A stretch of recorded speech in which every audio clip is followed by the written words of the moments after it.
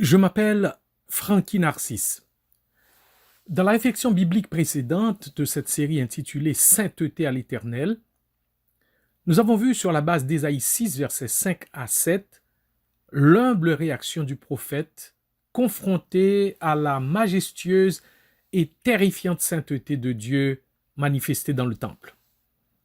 Ésaïe a vu, à la lumière de la sainteté de Dieu, le vrai état de son propre cœur et celui de ses concitoyens.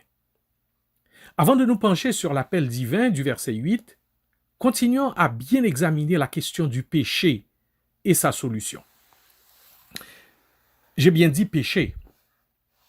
Un péché est un mot qui de plus en plus est absent dans le vocabulaire de nos contemporains qui parle davantage d'erreur, de faute, de faux pas. Un psychiatre américain du nom de Carl Menninger a écrit un livre, Whatever Became of Sin, quoi qu'il advienne du péché, a parlé du malaise de la société occidentale face au péché. Il a justement constaté qu'on évite toute mention du péché. Il a affirmé, et je le cite, « Autrefois, tout le monde avait ce mot présent à l'esprit. Aujourd'hui, rares sont ceux qui le prononcent. Cela signifie-t-il que le péché n'intervient plus dans les malheurs de notre société? Plus personne ne commettrait-il de péché? Où donc le péché est-il passé? Qu'est-il devenu? Cherchant pourquoi la réalité du péché avait disparu, Dr Menninger a fait remarquer que des méfaits autrefois qualifiés de péché sont aujourd'hui considérés comme des crimes, de sorte que le pouvoir chargé de les juger et de les sanctionner est passé de l'Église à l'État, de l'ecclésiastique à l'agent de police. D'autres formes de péché ont été assimilées à des maladies, ou du moins à des symptômes de maladie, de sorte qu'au lieu d'être punis, ces péchés font l'objet de traitements médicaux.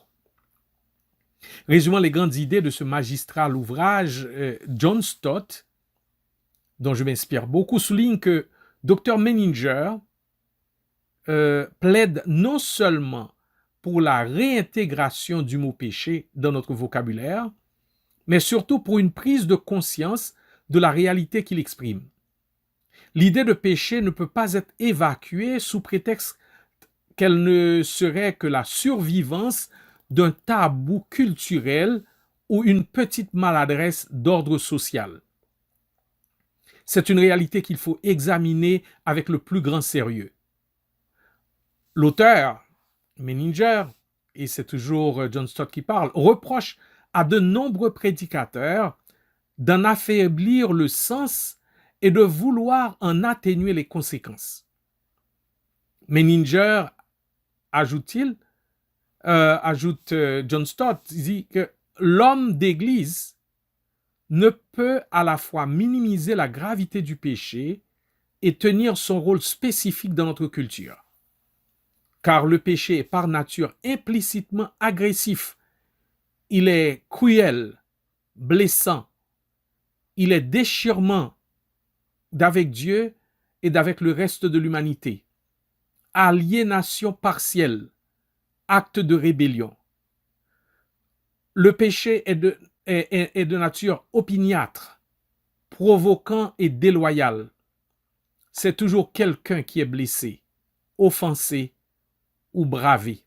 Fin de citation.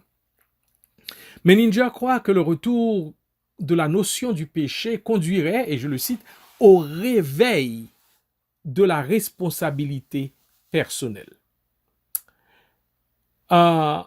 Les constats du fameux psychiatre sont tout à la fois justes parce que sans la notion du péché, il n'y a pas de responsabilité face au mal. Et sans la responsabilité face au mal, il ne peut y avoir de jugement. Et sans une conscience du péché, il ne peut y avoir de conviction de péché ni de repentance. Or, sans ces prises de conscience et sans cette disposition du cœur, le Dieu saint et juste ne peut avoir aucune disposition de paix face aux pécheurs. Voyez le riche vocabulaire biblique relatif au péché.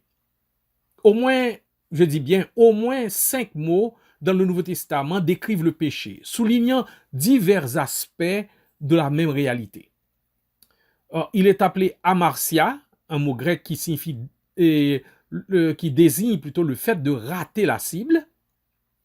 Il est aussi appelé adikia, mot traduit par injustice ou iniquité. Il est appelé poneria, définissant le péché comme un mal pervers, un vice ou quelque chose de dégradant. Il est appelé parabasis, mot traduit par transgression, dépassement, franchissement d'une limite connue. Il est aussi appelé anomia, mot traduit littéralement par sans loi, désignant le mépris ou la violation d'une loi connue. Tous ces mots supposent l'existence d'une norme, l'existence d'un standard, l'existence d'un critère objectif établi par une autorité suprême, qui en l'occurrence est le Dieu créateur et Seigneur. Péché, ce n'est pas simplement un écart à une norme subjective que l'homme se fixe dans ce qu'il considère comme une bonne vie. Péché implique bien plus que cela. Il y a dans l'acte de péché une disposition d'ingratitude, une disposition de rébellion envers Dieu. Laissez-moi citer John Stott à ce sujet. Il écrit très bien dans son livre La Croix de Jésus-Christ. Parce que je ne saurais exprimer si justement ce qu'il dit à ce propos. Je le cite.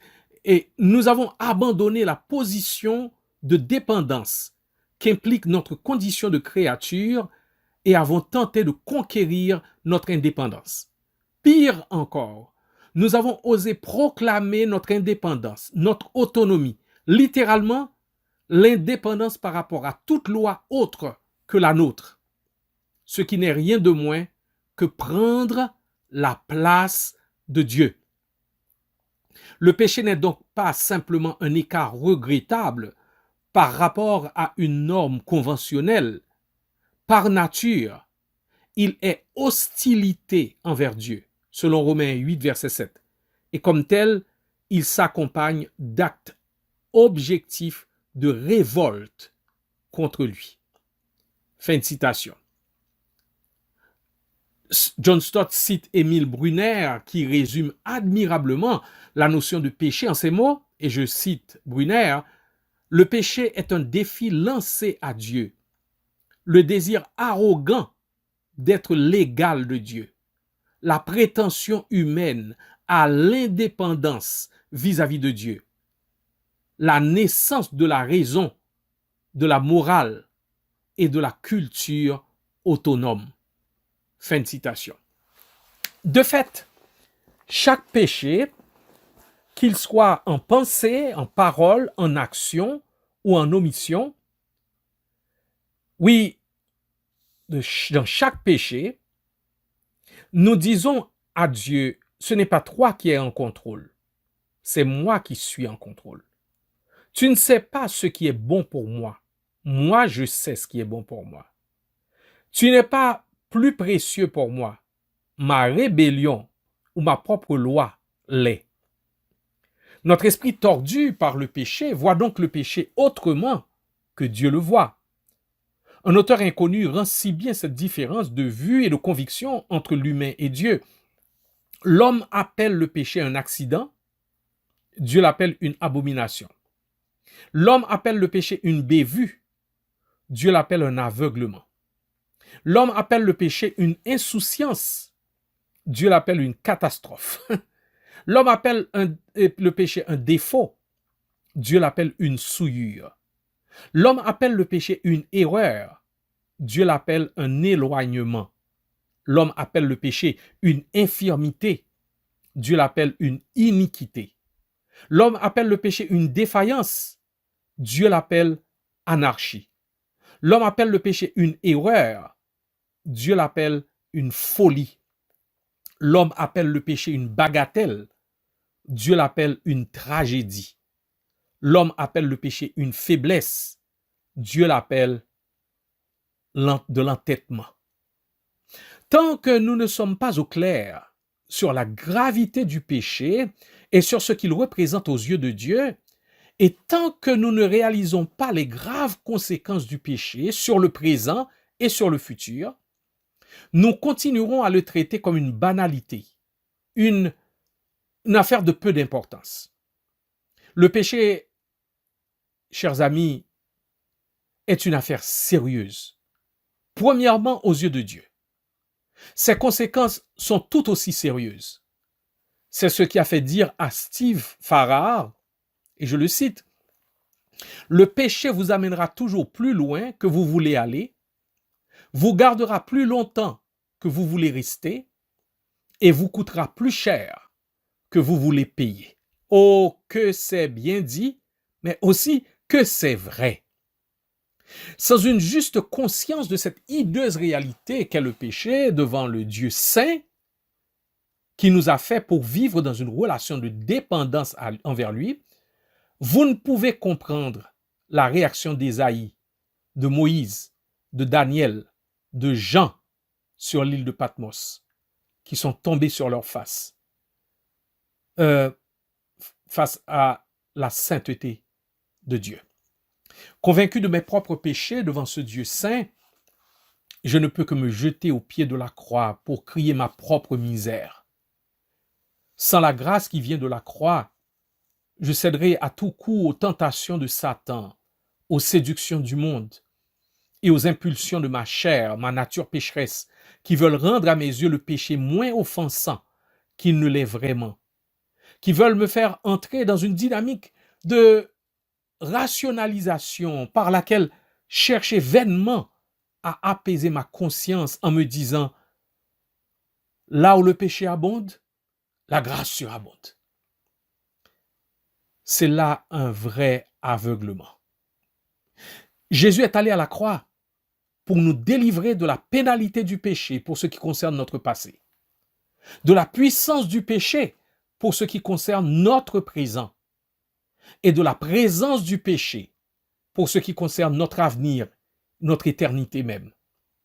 Il a pris sur lui tous les péchés du pécheur repentant. Nommez-les. Il les a pris.